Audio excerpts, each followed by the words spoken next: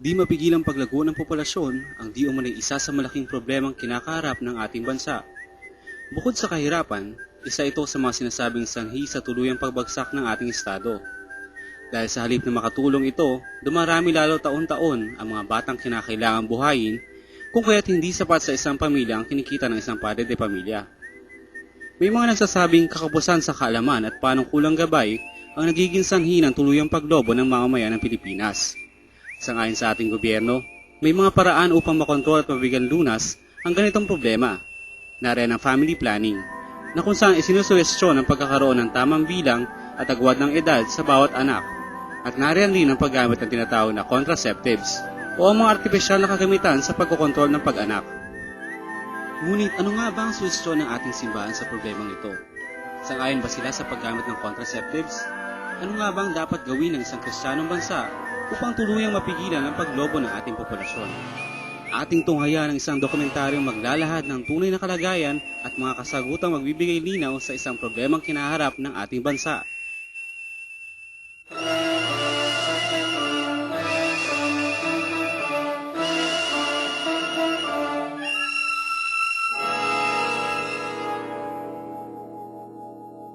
Habang abala ang gobyerno sa pagbabakbakan sa Kamara, patuloy rin ang pagbabakbakan ng mga mamamayan kung paano nga ba nila masusustentuhan ang isang malaking pamilya sa kakarampot na kita. May 73 milyon na ang tinatayang bilang ng populasyon. Ito ay ayon sa naitalang population rate noong 1997. Tinatayang lolobo pa ito sa humigit kumulang na 74 na milyon pagdating ng 2010. At sa bawat taon, may humigit kumulang na 30 sa bawat 1,000 ang ipinapanganak na ayon sa ating gobyerno ay masyadong mataas para sa maliit na bansa tulad natin. Ang resulta, kahirapan. At sa bawat mahirap na pamilya, patuloy rin ang pagdami ng mga di nabibigyan ng karampatang edukasyon, kung kaya't nadaragdagan pa ang pasanin ng ating bansa. Sa kabilang banda, di naman nawawala ng pag-asa ang ating gobyerno ukol sa problemang ito, kaya't pursigido sa pangangampanya ng Department of Health sa mga health centers sa bawat barangay sa pagsuporta sa family planning at paggamit ng contraceptives. Pumunta kami sa isa sa mga health centers para makakalap ng ibayong impormasyon ukol sa family planning. Sa aming pagbisita, nakausap namin si Ginang Marlene Ambagan at masusing niyang pinaliwanag kung ano nga ba ang family planning at gamit ng contraceptives. Program ng DOH. Kaya kinuha namin siya. Siyempre dapat kami as empleyado ng gobyerno, lahat ng program nila aming sinusunod.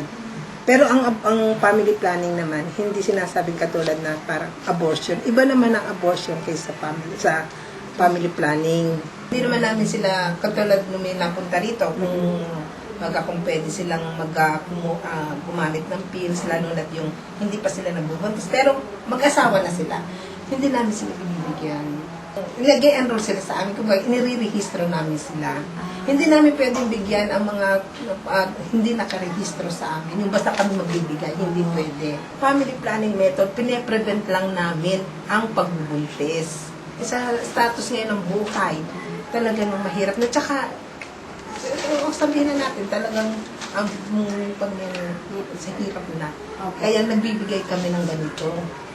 Kaakibat ng libreng konsultasyon, nagbibigay rin sila ng mga flyers na naglalaman ng mga impormasyon ukol sa family planning. Hindi yung para dumami, hindi naman.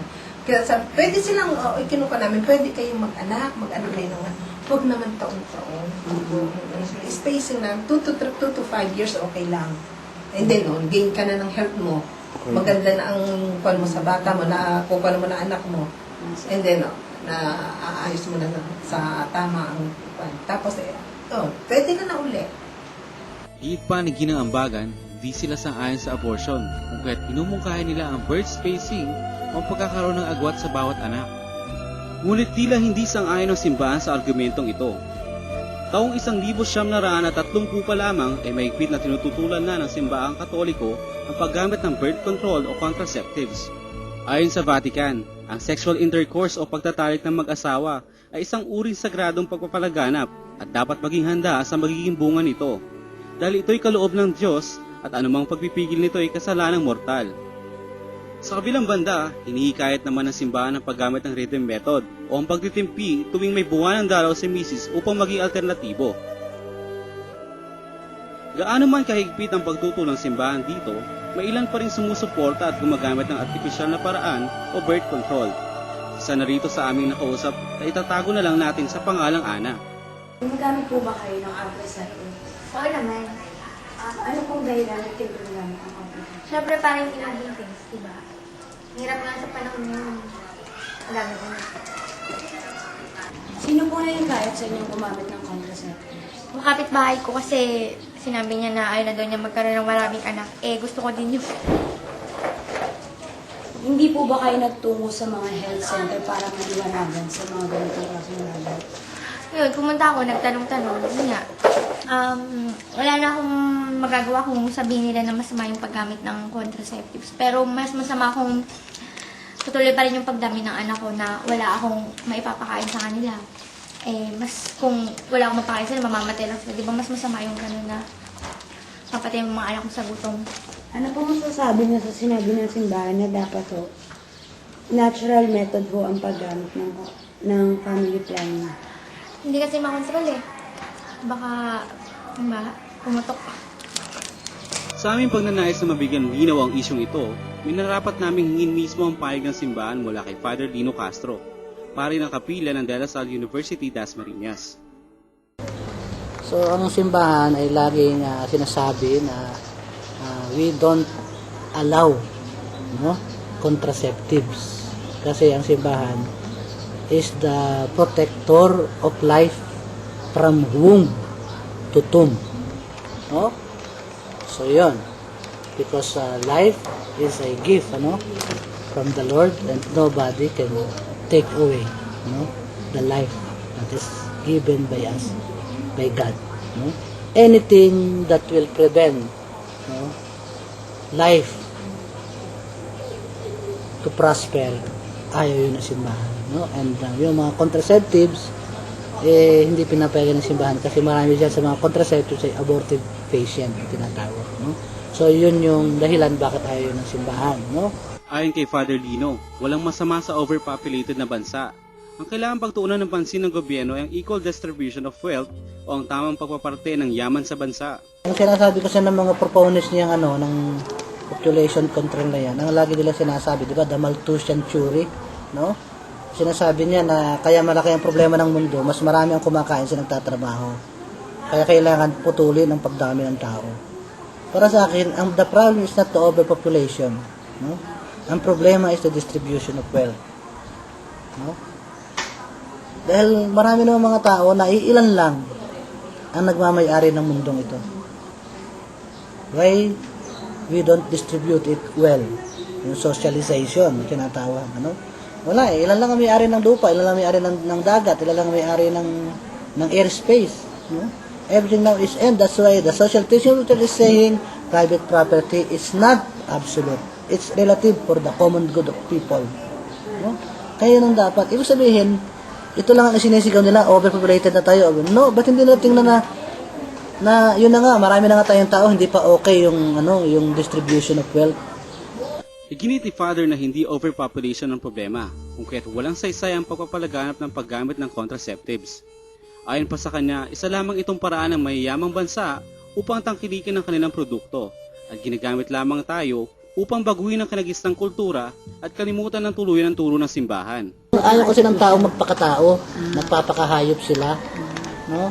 Pero kung iisipin lang ng mga tao na isang beses lang, meron lang moment sa cycle ng babae siya, makape-fertilize. O bakit? Bakit hindi yun ang abangan? No? At doon sila magkaroon tinatawag na abstinence. No? Natural yun natural yun na dumarating sa tao. Bakit hindi yun ang i-concentrate at mas gusto natin yung artificial? Population control is a business.